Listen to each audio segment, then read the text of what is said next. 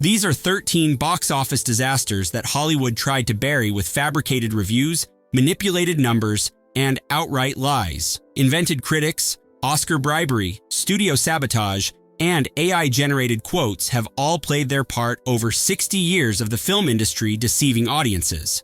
And this is how they pulled it off. The granddaddy of all Hollywood cover-ups, Cleopatra, began with a budget of $2 to $3 million and ended at over $44 million, which adjusts to more than $411 million in today's money. Elizabeth Taylor and Richard Burton starred in what became the highest-grossing film of 1963, and none of that mattered because the production costs were so astronomical that the movie still hemorrhaged cash. 20th Century Fox responded by inventing a playbook that studios continue using to this day. First came the scapegoating of their own star, with Fox executives feeding stories to the press that placed blame squarely on Elizabeth Taylor while deflecting attention from their own mismanagement. That's when they filed a $50 million nuisance lawsuit against Taylor and Burton, one that went absolutely nowhere but served to publicly punish the talent they'd already thrown under the bus. And here's where the real cover-up comes in. A full decade after release, when the film finally broke even in 1973, Fox closed the books on it entirely. All future profits became secret to avoid paying anyone who'd been promised a percentage, which meant actors, producers, and crew members with back-end deals could never verify whether the studio owed them money. The desperation ran so deep that Fox sold over 200 acres of backlot land, and that property became Century City in Los Angeles. 4 years later, Fox attempted something even more brazen with Dr. Dolittle, a Rex Harrison musical that ballooned from a planned $6 million to $17 million in final costs. September 1970 brought the studio's own estimate of their loss at over $11 million, and critics had savaged the film with reviews describing it as bloated, dull, and overproduced. 9 Academy Award nominations came anyway, including one for Best Picture, and the answer to how that happened involves champagne and lobster. Mark Harris exposed the scheme in his book Pictures at a Revolution, which revealed an internal Fox memo stating that each screening would be preceded by champagne or cocktails and followed by a midnight buffet supper because Dr. Dolittle was the studio's prime target for Academy Award consideration. 16 consecutive nights of free screenings took place on the Fox lot throughout January and February of 1968, all of them for Academy members, and every single one featured dinner and champagne. Voters were being bribed with hospitality. Film critic Tim Brayton described how Fox glared at the Academy and snarled they would be receiving a Best Picture nomination, 9 nominations altogether. And it worked. Dr. Dolittle took home 2 Oscars while competing against Bonnie and Clyde, The Graduate, and In the Heat of the Night, making this probably the most notorious case of Oscar manipulation on record until Harvey Weinstein turned the practice into an art form during the 90s. The film that destroyed an entire studio arrived in the 1980s, and Heaven's Gate started with an approved budget of $7.5 million.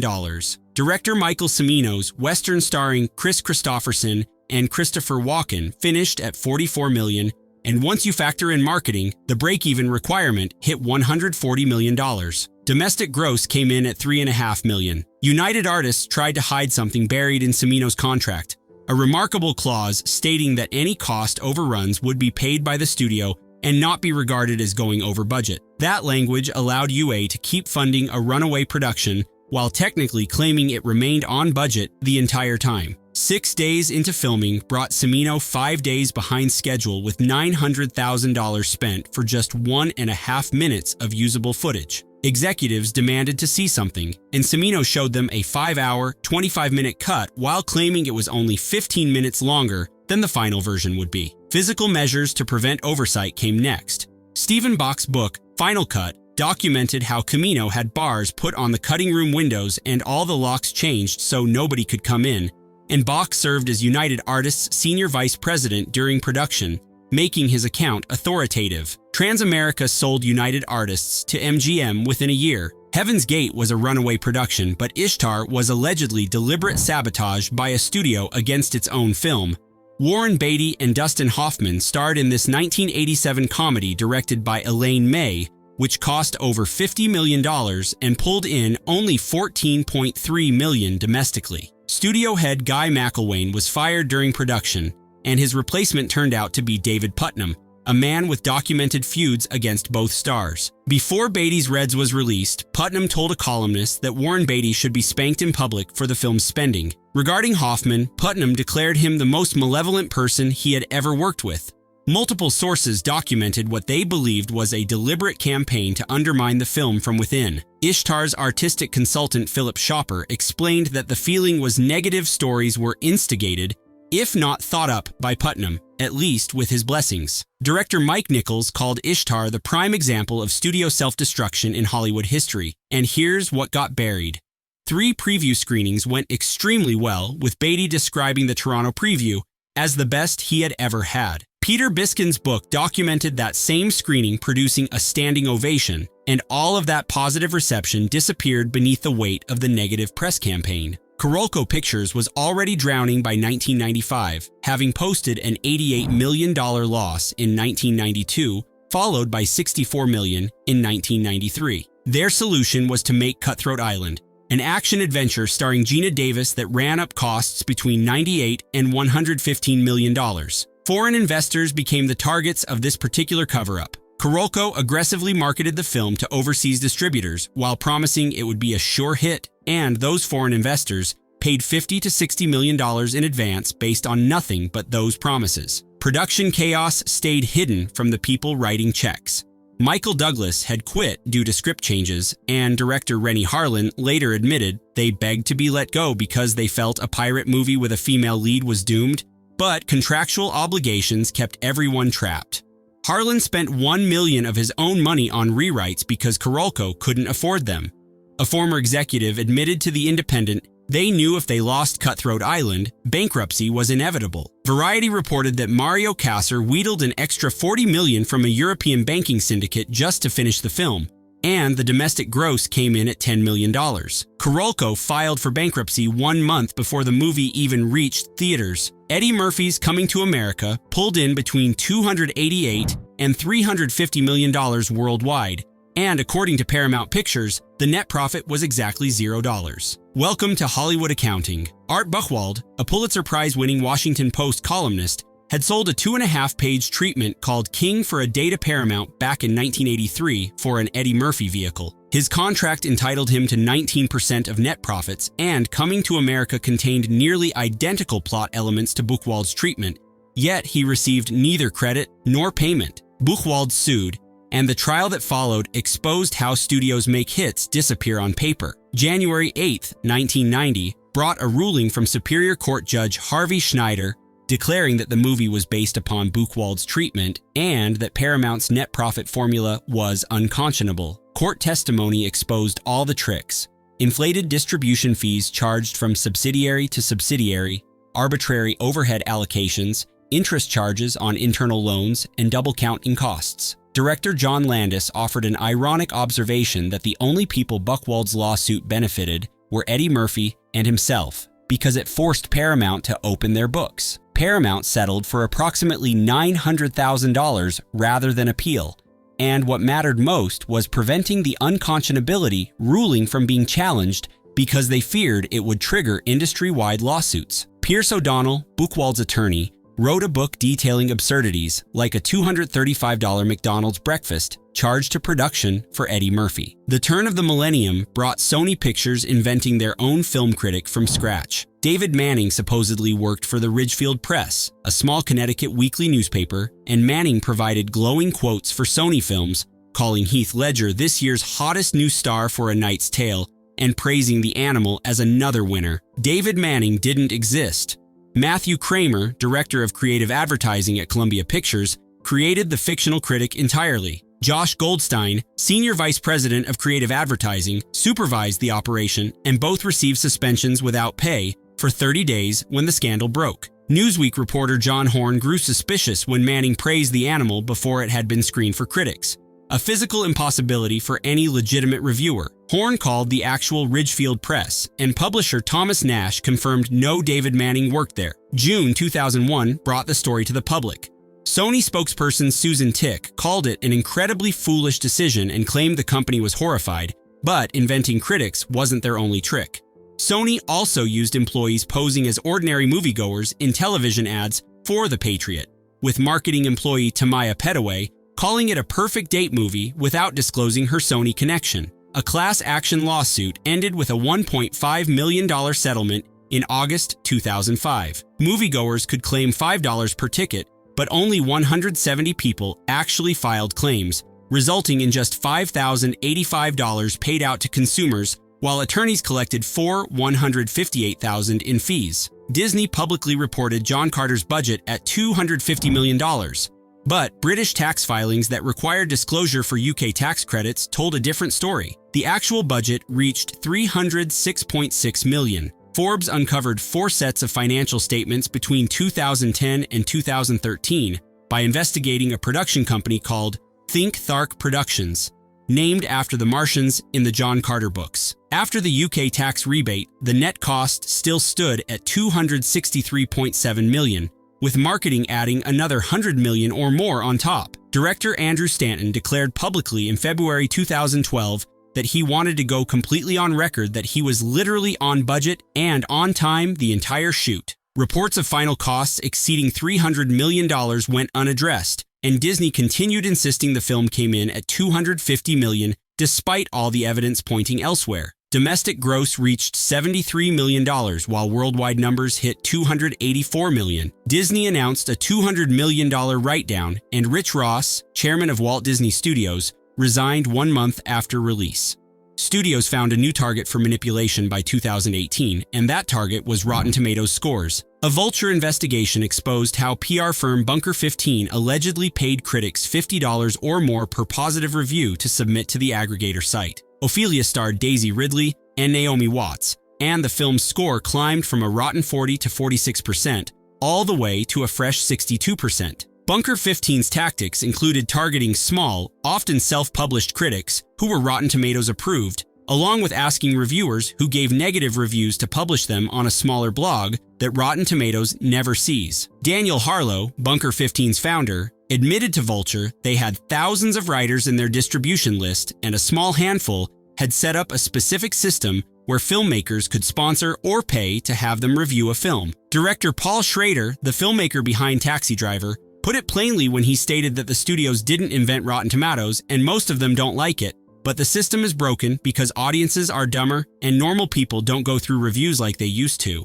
Rotten Tomatoes is something the studios can game, and that's exactly what they do. Warner Bros. Initially reported The Flash's budget at $200 to $220 million, and The Hollywood Reporter revealed the truth in August 2023. The actual production budget hit $300 million, with marketing adding another $150 million, bringing the total to approximately $450 million. Internal knowledge of the film's troubled production didn't stop Warner Bros. Executives from making extraordinary claims. James Gunn called it one of the best superhero movies he had ever seen, while CEO David Zaslav went further and called it the best superhero movie. $55 million came in for the domestic opening against expectations of $120 million. Worldwide gross landed between $268 and $280 million, and an anonymous industry executive admitted to trade publications that when they called it the greatest superhero movie, if that wasn't correct, they were setting themselves up to fail. Box office analyst Luis Fernando calculated that Warner Bros. Would have lost less money releasing it on Max or not releasing it at all. The estimated loss exceeded $200 million. Francis Ford Coppola self-financed Megalopolis for approximately $120 million, and Lionsgate handled distribution. August 2024 brought a trailer containing fabricated quotes from legendary critics, quotes that never appeared in their actual reviews. The trailer claimed Pauline Kael said, "The Godfather was diminished by its artsiness," a complete fabrication because Kael actually loved the film. Roger Ebert supposedly called Dracula a triumph of style over substance, but that quote came from his 1989 Batman review and had nothing to do with Coppola. Andrew Sarris allegedly called The Godfather a sloppy, self-indulgent movie, which was also fabricated. Vulture film critic Bilge Ebbery questioned the quotes immediately. Variety's investigation determined the quotes were likely AI generated by ChatGPT, and when prompted for negative Coppola reviews, ChatGPT produced strikingly similar results to what appeared in the trailer. August 22, 2024 brought a Lionsgate statement apologizing for what they called an inexcusable error in their vetting process and admitting they screwed up.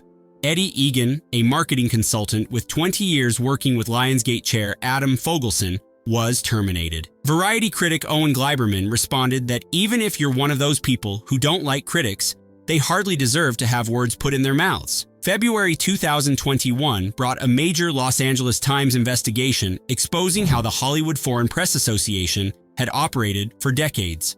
The television series Emily in Paris triggered one of the most blatant examples when 33 HFPA members flew to Paris courtesy of Paramount Network. Rooms at the Peninsula Paris Hotel ran over $1,400 per night, and the trip included a gala at the private Musée des Arts Forense. One member described being treated like kings and queens, and the result was Emily in Paris receiving 2 Golden Globe nominations despite being critically panned. Financial records revealed that HFPA committee payments to members totaled nearly $2 million in the fiscal year, ending June 2020. Board officers collected between $63,000 and $135,000 each, all while official rules limited gifts to under $125, a limit that was violated constantly. None of this was new. Back in 1982, Pia Zadora won New Star of the Year for the panned film Butterfly after her billionaire husband flew HFPA members to his Las Vegas casino for a private screening. Zadora later admitted she got it.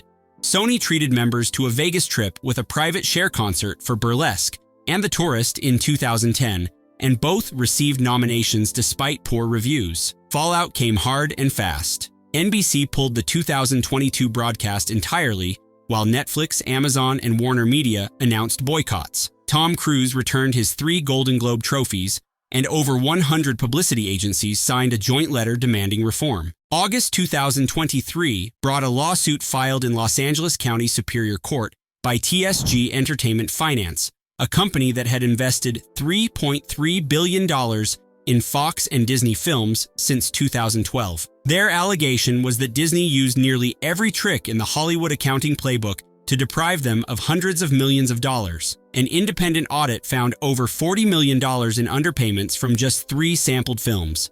Specific allegations included improperly charging $35 million in costs related to Movies Anywhere, reducing electronic sell-through distribution receipts by $54.5 million, and negotiating sweetheart deals that boosted Disney Plus and Hulu subscribers while minimizing profit payments. Films involved include Avatar, The Way of Water, and The Shape of Water, and this case reflects a documented industry pattern. Forrest Gump grossed between $677 and $683 million, yet author Winston Groom received only $350,000 total. Harry Potter and The Order of the Phoenix grossed approximately $1 billion, yet a leaked profit statement claimed a $167 million loss.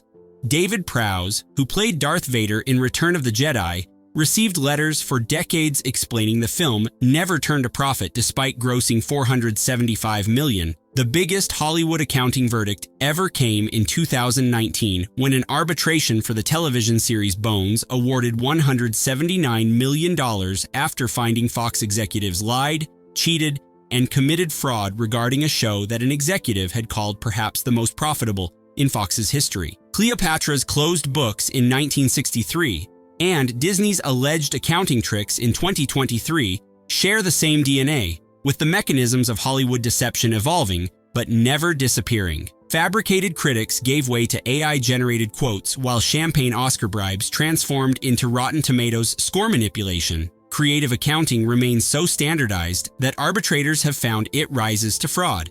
A fundamental calculation connects all of these cases, and that calculation is simple.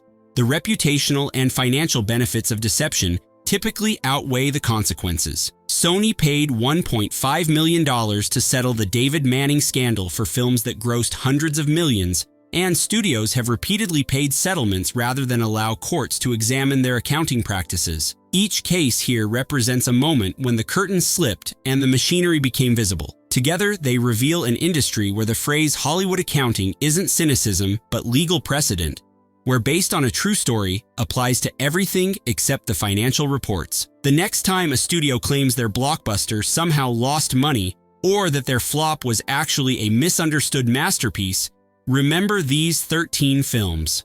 Hollywood has been lying about box office for 60 years, and there's no reason to believe they've stopped now.